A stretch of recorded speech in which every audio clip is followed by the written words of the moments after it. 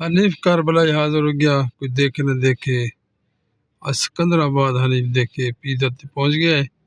Pizza खाने सारा को भाई सारे ग्रुप वालों को याद ही करे ना, लाइक फॉलो मारने तो करो। ठीक है, ओके हो गया। सिकंदराबाद